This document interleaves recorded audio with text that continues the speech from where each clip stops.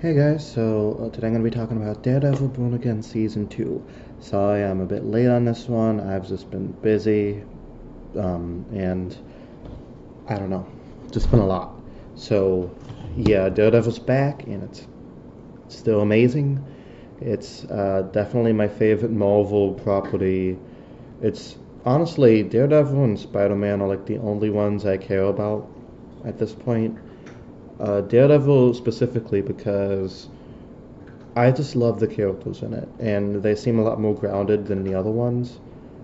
I think having the whole thing set in New York City instead of this like galaxy-spanning epic, it just seems a lot more up close and personal, which is something I've always appreciated about Daredevil and The Punisher and Jessica Jones and stuff like that.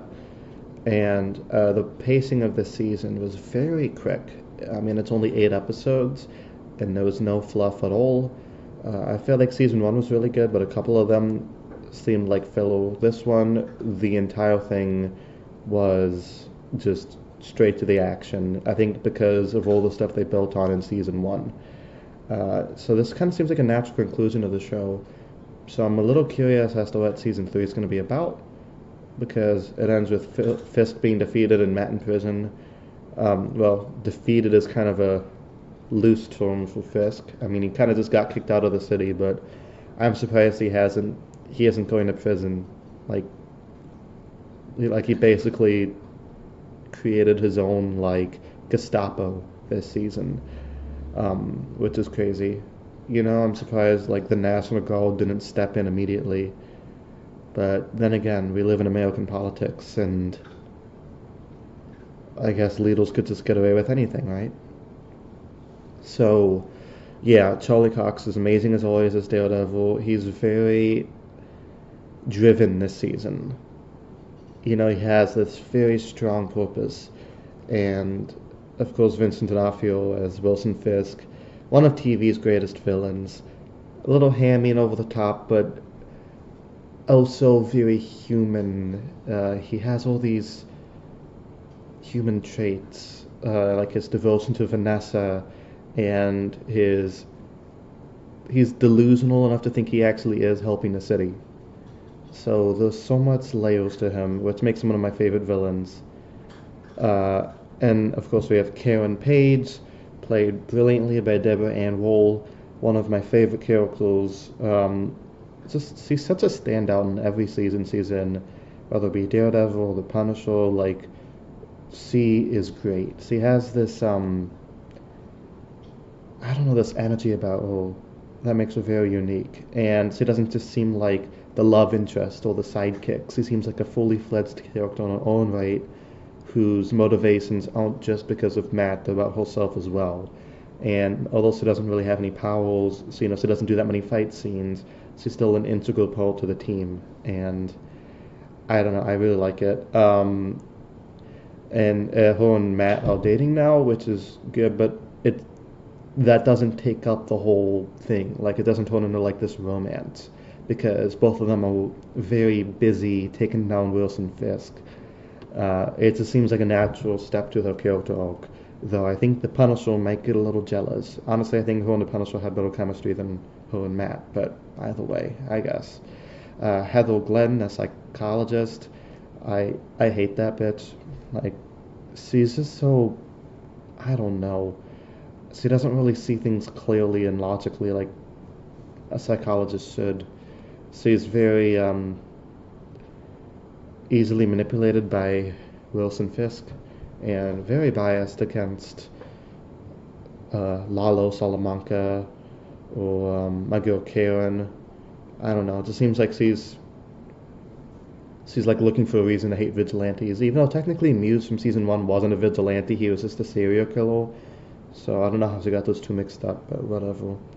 Matthew Lillard's in this season, and we don't really know much about him. I'm guessing that'll be more discovered in season three, but he seems like a very high government agent who's manipulating things behind the scenes.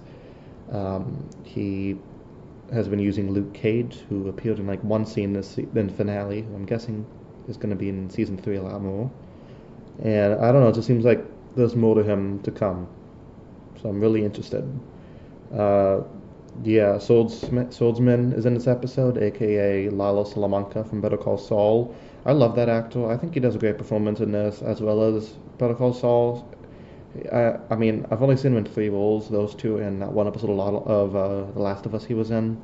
And he just seems like a very versatile actor, so it's always nice to see him pop up in things, because he's so charismatic at the same time. Um, I think it was funny when Matt's like, "Come on, we gotta fight the bad guys," and he's like, "Nah, I'm okay. I'm kind of old now." It's like, okay, fair enough, I guess. Michael Gandolfini plays Daniel, who not the most likable character, because he's just easily manipulated by Fisk, but he does like BB Yorick a lot, so he sacrificed himself to save her, which is nice. But I just feel like that was too little, too late, because he was always kind of annoying throughout the series, like very much of a kiss ass, and I don't know. I mean, yeah, not the most interesting character for being honest. Um, let's see who else is in the. I'm just looking at the list of characters. Uh, Kirsten McDuffie. She's yeah Matt Murdock's former law partner. She's pretty cool. She doesn't get that much to do this season, but it's very helpful that Matt has some help on you know the justice side, not just fellow vigilantes. She's kind of there to stick up for him with legal fronts and give him advice and help him be his bridge to the real world. So she's pretty dependable. She also helped them navigate through the prison, which is impressive given that she was blindfolded. I guess she just has a really good memory. We have Bud Cashman, who is Risk's right-hand man, basically Wesley 2.0. He's just kind of this creepy British guy. I don't know. He's okay, I guess. I liked the final scene where Michael Gandolfini was like, "How long is it going to be until someone points a gun at you?" That's, I mean, yeah. Baby York, she's pretty cool. Continuing on the Ben York's journalistic integrity. I wish real journalists were as successful as she is. I like how Karen still feels this sense of responsibility for her because Karen blames herself for Ben's death in season one of the original series. I like the little through line because even though this is a revival set several years later, you have things like that kind of make it like one whole thing instead of just a complete spin-off, you know. Let's see, we have Sheila Rivera, his Fisk's campaign director, who is, yes, he's pretty much losing his shit this season because of how insane he is. Let's see. We have Sherry, that private investigator at Murdoch and McDuffie. He's just kind of there. He doesn't really do much, but I don't know, he's just kind of there. Vanessa Fisk, manipulative bitch. She killed my boy Foggy back in season one. Not a big fan of her after she did that, but she has this like seductress quality to her, and the way she manipulates Wilson Fisk, but also loves him at the same time. Those two have such a twisted relationship. Like, she's basically like the cunning brains of the operation, while Fisk is the muscle and the face of it.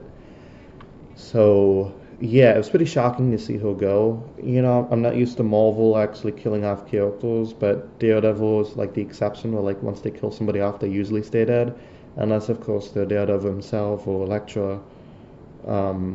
But yeah, Vanessa not the best, not my favorite character because she killed Foggy, but the actress did a good job, and I really liked her chemistry with Wilson Fisk in that episode where she dies and we see all the flashbacks and how much they mean to each other, which I really like. I like when shows are able to humanize their villains and give them some redeeming qualities, even if Wilson Fisk is basically like the devil. Uh, Benjamin Poindexter slash Bullseye, he's a freak. He wants to have a redemption arc by siding with Daredevil against Vanessa Fisk, even though he's like a complete psychopath. And if I was Daredevil, I would have just let him die. I wouldn't have saved him. I would have just been like, it's not worth it. But that actor was so good as this character that like they can't really kill him off. So I'm guessing he'll be back for the next season in some shape or form. Let's see. We have the governor of New York, Marge McCaffrey.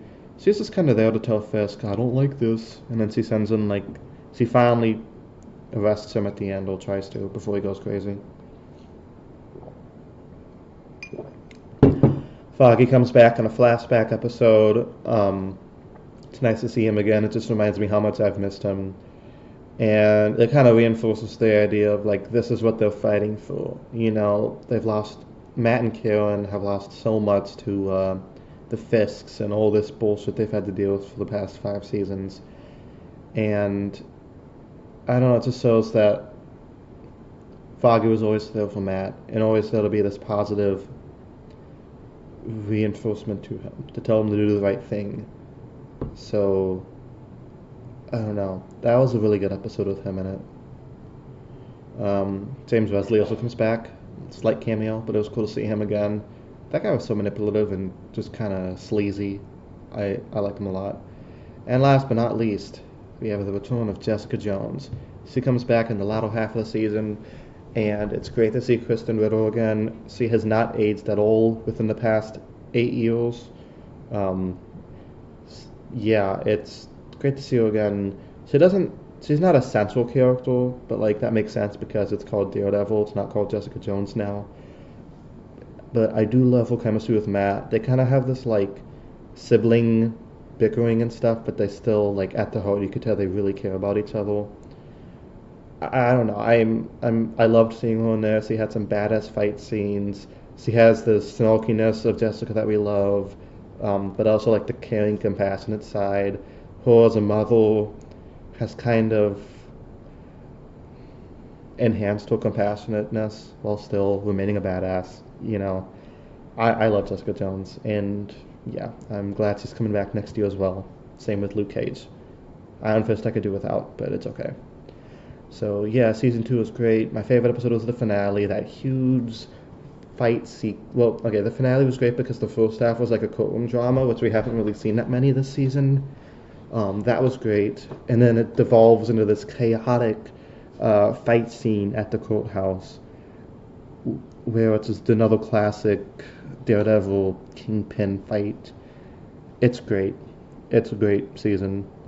I really liked it a lot. So if I had to rank the seasons, I guess all the Daredevil seasons, it would be Daredevil Born Again Season 1, which is a B, and then the rest of them would be like B pluses. So like Daredevil Born Again Season 1, Daredevil Season 1, Daredevil Born Again Season 2, Daredevil Season 3, and then Daredevil Season 2. Though 3 and 2, they're basically tied. So let me know down in the comments what you guys thought. What is your favorite season of Daredevil? Who's your favorite character? Mine is either Karen or I guess Daredevil himself. Thank you guys so much for watching, and I'll talk to you guys next time. Peace.